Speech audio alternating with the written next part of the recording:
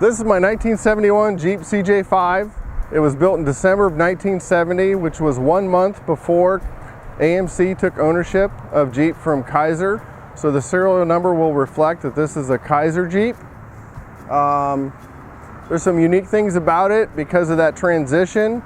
Probably the most important one is Kaiser's fuel tanks were under the seat, whereas this one is in the back, which is better in my opinion. It's powered by the original engine and drivetrain, which is a Buick 225 cubic inch odd fire V6, and with a Dana transmission and transfer case. It has 373 gears front and rear. Basically, what you're looking at is a brand new 43-and-a-half-year-old Jeep. Everything has been taken apart, put back together, basically brand new. Starting with the chassis, it was sandblasted, treated with Eastwood material similar to PUR, and the chassis is completely boxed in, so it's nice and rigid.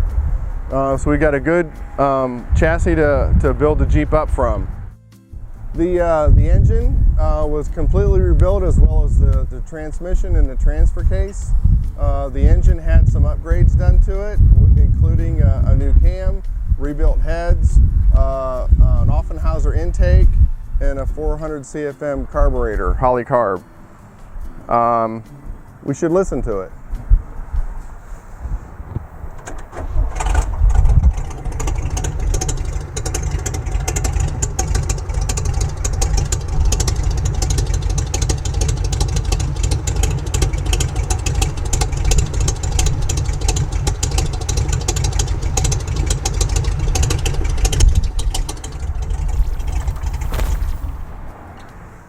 Got long tube ceramic coated headers with Moroso mufflers. They're not glass packs. The odd fire is pretty unique in that with the firing order, it sounds like that. So it doesn't sound like a normal V6, but she runs really, really well. Original body. The inside of the tub, as well as the whole underside, has been coated with a material similar to a Rhino lining. It's, in my opinion, a heavier, much better material. So if the new owner should choose to go mudding, have kind of a neat feature inside. Have boat plugs. If you need to hose out the inside, she'll drain. We did a lot of fabrication on this. The fabrication features included some integral rock sliders, original Jeep style steps. We fabricated the front and rear bumpers, front roll pan, the entire roll cage. We did the roll cage to tie into the A-pillars. We added reinforcements down the A-pillars so that you've got really good ability to get in and out without having a big roll bar in your way, but yet structurally it's integral. Chose to put 3 seats in it because the person sits in back doesn't really need to look at the back of someone's head. They can see where we're going, and I have friends who are a little bit wider, so only one seat fits in the back. New dash with the glove box for some storage. There's also storage under the seats and cup holders. The Jeep sits on 35-inch by 12.5-inch BF Goodrich tires and aluminum rims. The stance of the Jeep it includes a 1-inch lift on the shackles, a 2-inch lift on the arch of the springs, and another 3 inches on the tires. So it has roughly a 6-inch lift, but as you can see, it doesn't look like it's been lifted drastically. The tires turn full clearance both ways without any rubbing due to the offset on the rims. With the rebuilt engine and the power that comes along with that, I wanted to make sure that we had the ability to stop. So I've changed the front axle out from a Dana 27A to a Dana 30, which came from the mid-80s. It's a narrow one. It has disc brakes on the front. You still have the 11-inch drum brakes in the back.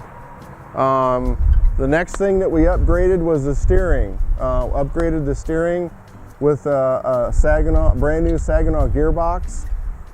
So it turns, it stops, and it runs like crazy.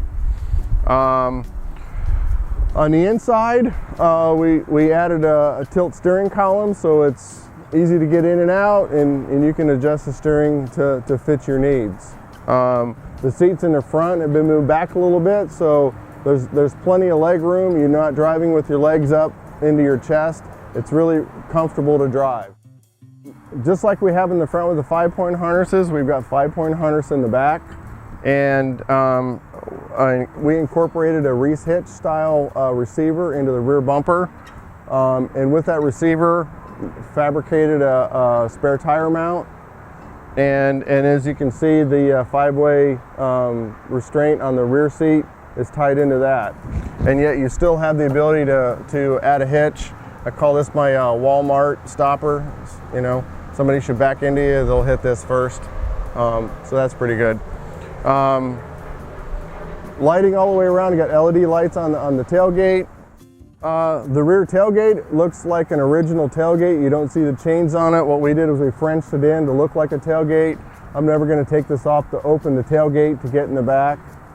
So it looks like a tailgate, but it's all Frenched in, tied in structurally, etc. The Jeep is a great cruiser.